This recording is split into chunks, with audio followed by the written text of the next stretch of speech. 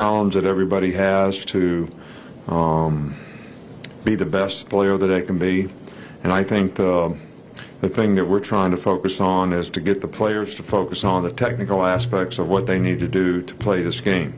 You know, every team presents different challenges, and we're not here to judge anybody's team or talent or anything else, but you know, technically you got to know how to play the plays, you got to know who to block, you got to know how to block their stunts. We got to know how to play the option, which we haven't played against all season long and for a long time. So there's a lot of technical challenges that we need to prepare ourselves for and go out there and practice every day so we understand exactly what we have to do to play well. And I think because this is a little different challenge from that standpoint, that's really, really important. So, you know, I think this team has, you know, responded well every time we've challenged them in the past. So, you know, hopefully we'll be able to continue to improve through the course of the week. You know, we were a lot better today than yesterday, so hopefully we'll continue to improve through the course of the week. It looked like during the viewing period that Slade Bolden was out there at scout team quarterback. What kind of a look was he able to give you this week? Well, I think it's been really good. You know, he played a similar kind of offense in high school. I think that's one of the most difficult things about playing against this. It happens so much faster in the game than whatever you can duplicate in practice. You know, you got big splits to deal with, you got traps, you got all kinds of different, but the fullback hits it so much faster than we can duplicate in practice. The quarterback is so much quicker to get the ball in the perimeter. You know, their guy that's played the last two games has rushed for a couple hundred yards in each game. I mean, he really used to be a running back, so the guy is really, really a challenge. And, you know, Slade's a little bit like that. So at least I think we're getting a decent picture on the perimeter. How would you assess your team's ability to force turnovers this season and to capitalize on them? I think we've capitalized on them pretty well. I think we've got our share of interceptions, but you know, we've been harping all year long on attacking the ball, creating more fumbles, getting the ball out, really ball hawking, you know, to try to get the ball out. We haven't probably been as successful at that as we'd like to be or hope to be, and we're going to continue to focus on it and work on it. You know, every day, that's right after flex, that's what we do is, you know, 5 minutes of, you know, turnover drills. You know, it's first of all to help our offense. But, you know, we lost the turnover battle in the last game 2-1, which is not good. And we need to get more, and we need to take care of the ball better on offense. Back on the right, Charlie. Do you have an update on Deontay Brown and how his turf toe is progressing? Yeah, well, we're giving him a few days off. He'll be day to day. But this kind of injury, I think, can really linger if you don't give a guy a chance to heal up. So we're trying to use this opportunity, and we'll evaluate him every day. Two more. We got to start with right around the left. Given your track record of success, are you surprised when fans and outsiders do question how you manage certain situations within the program? I don't really. I haven't heard anything in terms of what I'm being challenged on, but I'm sure that I am. But I would really rather not know because, you know, everybody's got the right to their opinion about whatever it is they think should or shouldn't be done.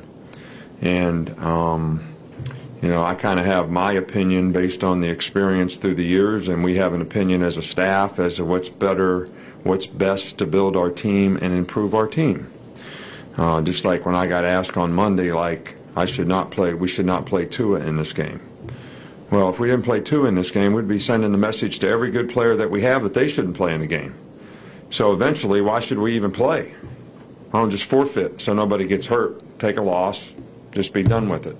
Or is it an opportunity for everybody to improve and grow and, you know, challenge themselves to get better so that we go out and execute and play better as a team and build a little momentum through the week and the game, all right, so maybe we play better in the next game.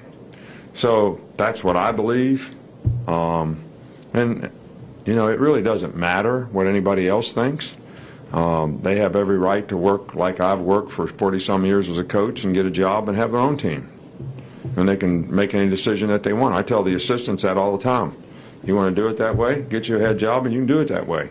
All right, but right now, this is the way we're going to do it. So if I tell them that, so is it the fans questioning or you? That would be my question.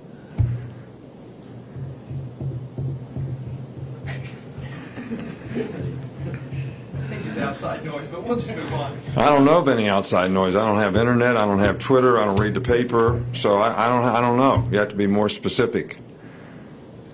So is there something specific? I mean, I should ask you for that to start with, but I really don't care, to be honest with you. I think it's a lot of people you don't know. So go ahead, Tony. All right, following that, we've seen you use the Wildcat formation the last 2 games. What do you like about that formation, and then specifically Josh Jacobs' ability to run out of it? Well, I like whatever's successful. Okay, so as long as we're successful in it, I like it. As soon as we're unsuccessful in it, I won't like it too much. Is that fair enough? And as long as Josh Jacobs does what he's supposed to do, I like what he's doing. As soon as he messes it up, then I won't like it. So I'm like, you know, not really making a commitment one way or the other. Other than I like it when it works and I don't like it when it doesn't work. So, but, you know, when you have a guy who can play in a quarterback position, somebody still has to go cover the quarterback if he's out. So therefore, you have an extra blocker now, numbers-wise, because you've taken a guy out of their defense to cover the quarterback. Most of the time, you're not covering a quarterback when he's getting the ball, so you have one less blocker. You have the same number of blockers, they have one less man on defense to defend with. That's math, you know, 10 minus 1. Coach, we'll finish up right here. 11 minus 1 is 10. Coach, it's been a while since we heard anything about Terrell Lewis or Trevon Diggs. I know they had bad injuries that were going to last a long time. I just wondered if, one, how they're coming along, and two, if there's any chance at all either or both could play this year. You know, I really, I don't think Trevon Diggs probably, relative to his injury, has any chance to come back. I have never talked to Terrell about what his interest would be, or even haven't even talked to Doc about when he would clear him medically. So I really can't answer that. I can tell you both guys are doing well in terms of their rehab and doing the things that they need to do to get back. So I don't really have a good answer for you on that one because we haven't really considered it yet until a guy gets cleared medically and he can start practicing and all that, and everybody's good with it. We don't even think about it. All right, Coach. That's all we got. Thanks. All right, thanks.